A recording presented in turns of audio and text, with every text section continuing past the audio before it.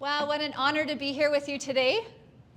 I feel like I'm among friends because some of you I know, and the rest of you I think I understand. Because when I look around the room, I see a mirror of my own life. I see women who get up first before anyone else, get out and do the chores before heading to work. I see women who come home and make a fabulous or maybe just quick dinner for their families, and then maybe even head out to do a few more chores. I see women who, no matter what the weather, get out and get it done.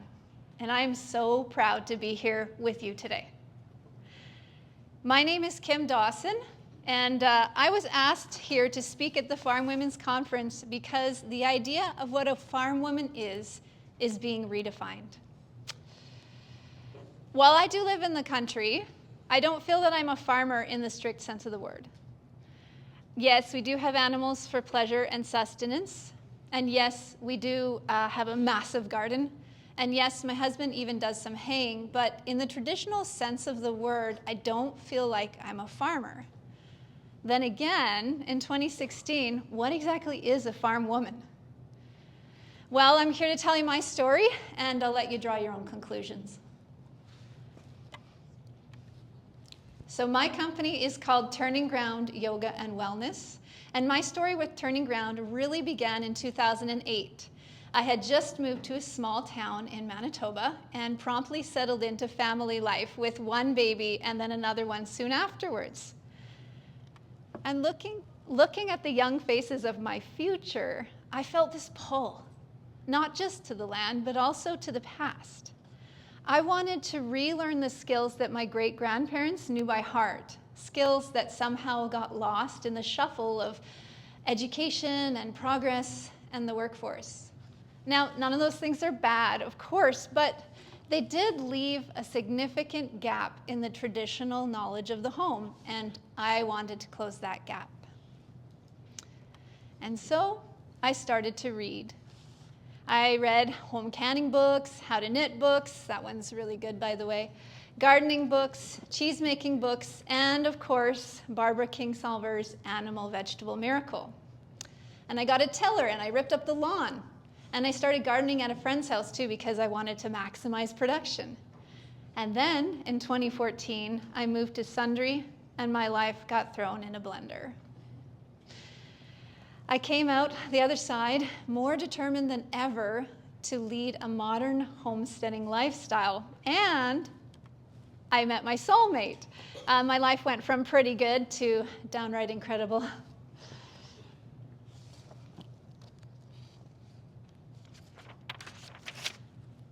So, what exactly is a modern homesteader?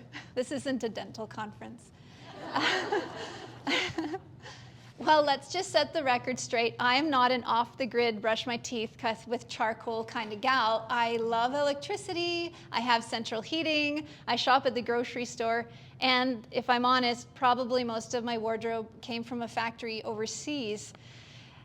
Being a modern homesteader could be about milling your own grain, chickens, and root cellars. But for me, it's mostly about stewardship and mindfulness. It's the gratitude I feel when I mill fresh wheat for bread. It's the wonder of hatching a new generation of chicks. And it's the simple triumph of rifling through the root cellar in April to find a few still edible spuds. Yeah. It's about the connection between the earth in my hands in this time and place. In 2020, we all reacted to the pandemic differently, but the common denominator was fear. And for my family, that fear turned into a garden explosion. If you've been to my house, you know what I'm talking about. It's huge, way too big. We also finished the root cellar and we strengthened our bonds with local 4-H and neighboring farms. And it really forced us to take stock of our values. One of the values that really stuck was self-sufficiency.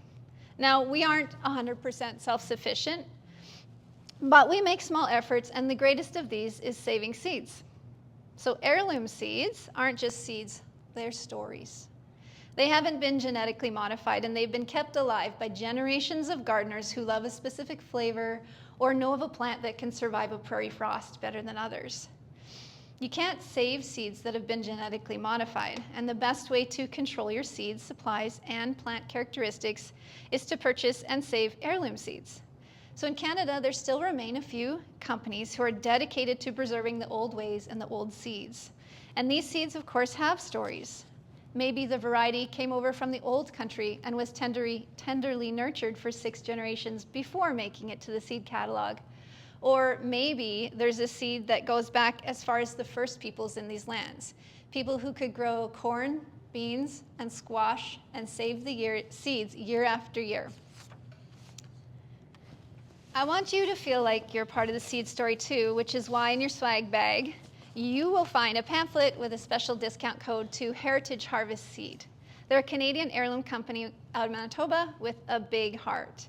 They've been collecting, growing, and saving heirloom seeds since 2001, and they specialized in rare and endangered heirloom varieties of vegetables, flowers, herbs, and ancient grain seeds. So please take advantage of the coupon code and plant your own story this year.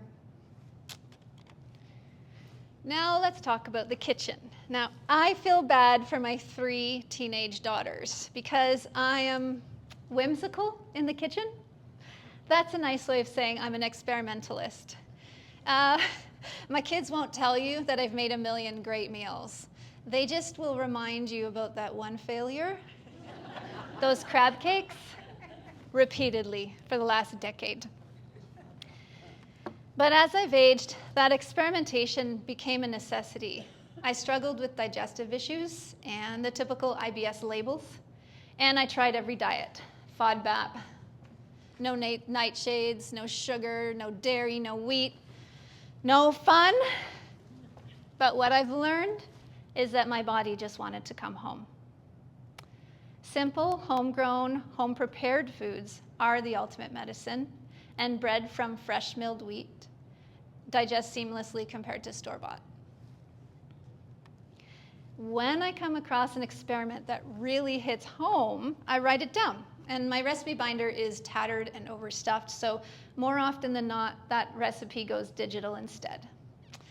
I upload the recipe onto my Patreon site where members can access it and try it out in their own kitchen. And I keep the recipes simple and seasonal because the best cooks in the world will tell you that seasonal, simple foods always taste the best. And then there's the healing power of nature.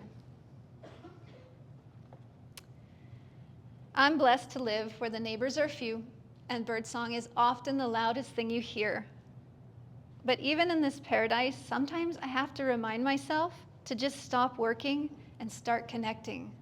Stop and listen to the birds. How many species are singing? Close your eyes and feel the sun on your skin. How does the sun feel in March compared to the sun midsummer? Take notice and enjoy the magic in the moment. Take off your shoes on a warm, sunny day and walk barefoot on the grass or in the garden and feel the warm soil between your toes. Notice how good it feels to connect to the earth. Now, this is really a thing. It's called earthing. The earth has a subtle negative charge, and when your skin touches the dirt, you absorb free electrons that act as natural antioxidants. So you can save a lot of money on skincare just knowing this little trick. It reduces pain, it's stress, and it can even help you sleep better. And on the same pamphlet in your bag, there's a promo code for Earthing Harmony, so you can try this yourself.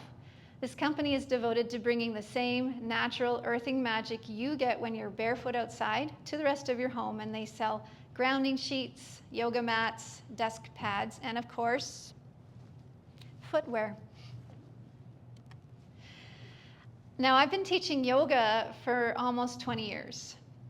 And when people hear yoga, they often think of tight leggings and unpalatable green smoothies and contorting yourself into a pretzel, right? Yep. Izzy knows. And that's unrealistic for most people, including myself. For me, yoga started as a physical practice. It was a way to keep my body pain-free, and that was great, and it worked. But with babies and job changes and the trials of life, it just had to evolve. So now my practice is a lot more about stillness. I don't need a fiery practice as often. I just need to feel well enough to sit and be. And I also don't have time to teach in-person classes anymore because most of my working life is spent at my husband's office just trying to keep up.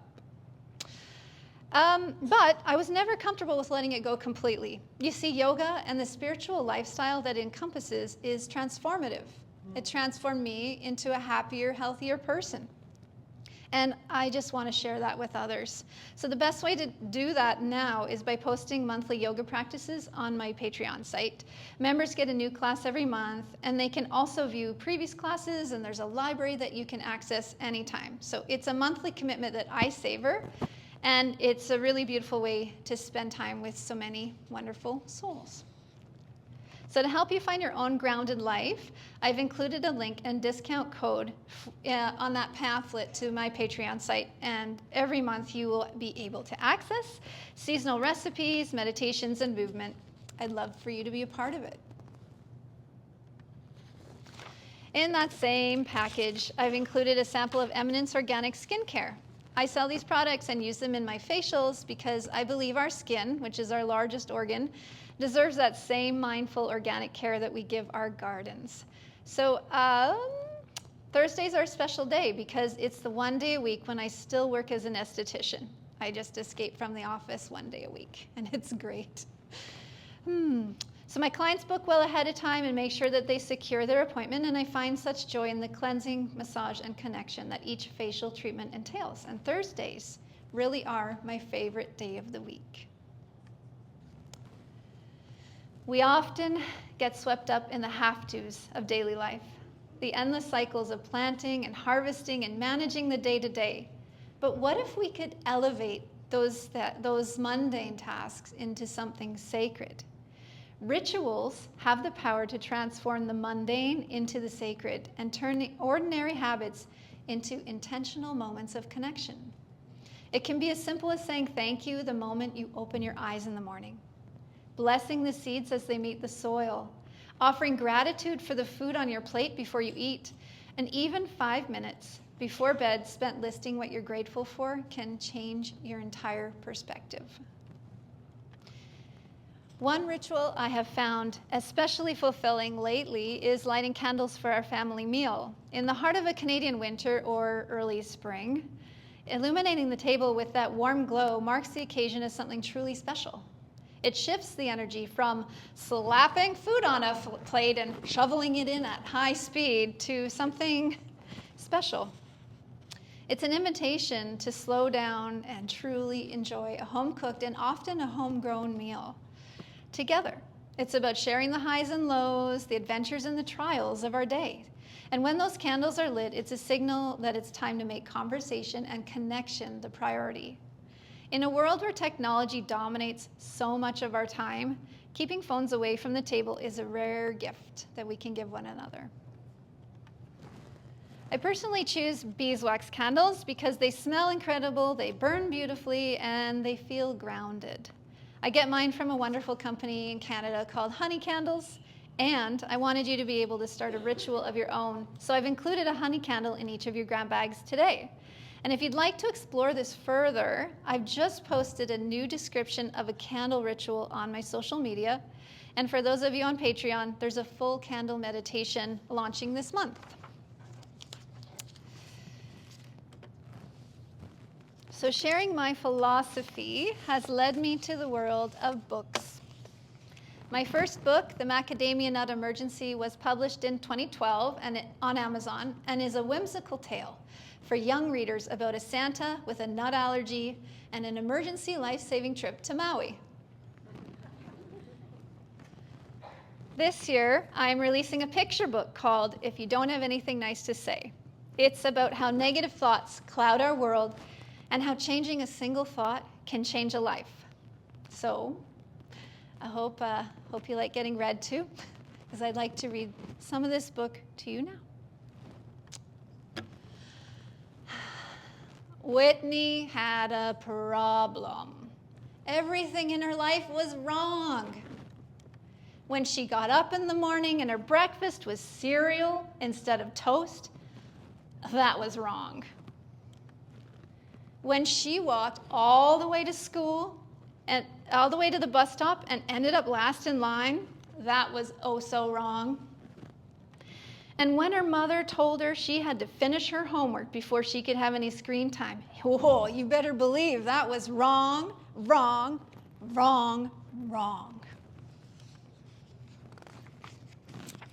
I never get what I want, Whitney grumbled. Her mother knelt down, looked Whitney in the eyes and said, if you don't have anything nice to say, don't say anything at all. Whitney humped and stomped off to her bedroom for some alone time. Did you walk the dog today? Whitney's mother called out from where she was bathing little sister Lulu. No, I hate walking the dog, Whitney scowled. Well, you were the one who wanted the dog in the first place, her dad piped up. Walking the dog is your responsibility, Whitney. So Whitney grumbled and stumbled back through the kitchen and grabbed the leash. Farley jumped through the puddles and sniffed at lampposts while Whitney muttered under her breath and stomped along behind her.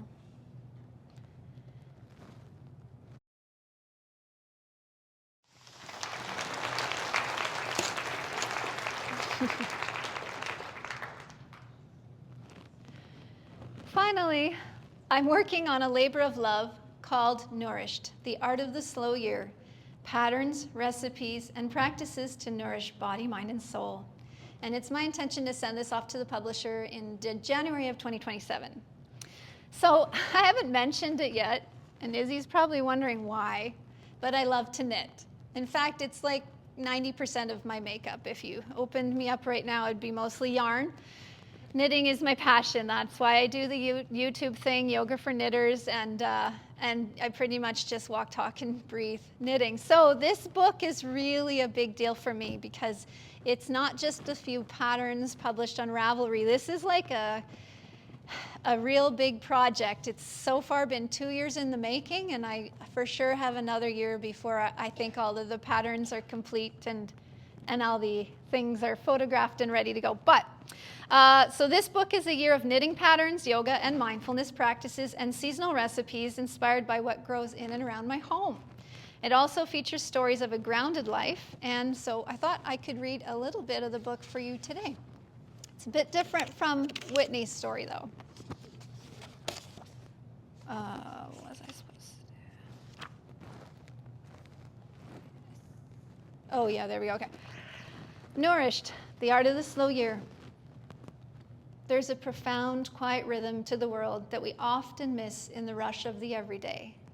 We see it in the way the light shifts across the floorboards in October, or the first sharp scent of damp earth when the frost finally breaks in March. This book is an invitation to stop running and start turning your attention to the here and now, to plant your feet on the ground and to settle into the magic of the present moment. This collection is organized by the seasons, designed to be a companion as you move through each year. And each chapter offers a holistic approach to seasonal living.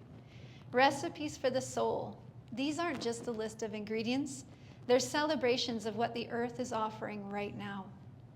From bright, zesty spring greens to the heavy spiced warmth of midwinter stews. Yoga and movement. Practices tailored to your body's seasonal needs. We'll focus on opening and energizing when the world wakes up, and grounding and restoring when it's time to turn inward.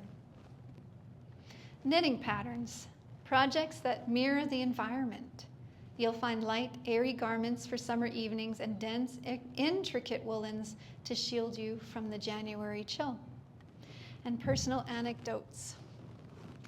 Brief reflections on the lessons each season has taught me about patience, shedding what no longer serves us, and finding beauty in the in-between times. Don't feel pressured to read this cover to cover or master every craft. Think of it as a seasonal toolkit. Pick it up when the air turns crisp and you feel the urge to cast on a new pair of socks, or when you have a basket of summer strawberries and no idea where to start. Spring, the reawakening. There's a specific kind of restlessness that takes hold in late March. The snow has turned to the tired, slushy gray, and your winter coat, once a cozy sanctuary, now feels like a heavy cage. We spent all of February dreaming of tulips and snowdrops, but the earth is stubborn and it refuses to be rushed. We forget, too, that in our age of brightly lit aisles and global shipping, that for our ancestors, this transition wasn't just inconvenient or irritating. It was a matter of survival. The hungry moon, that lean, biting stretch from late February through March and April, was the true test of the year. It was the time when the root cellar grew hollow, the last of the wrinkled apples were gone, and the soil remained stubbornly locked in frost. It was a season of stretching what little remained, a quiet endurance in the face of an empty larder shelves. But then the light shifts. The air loses its biting edge, and the world begins to offer its first humble reparations for the winter's toll.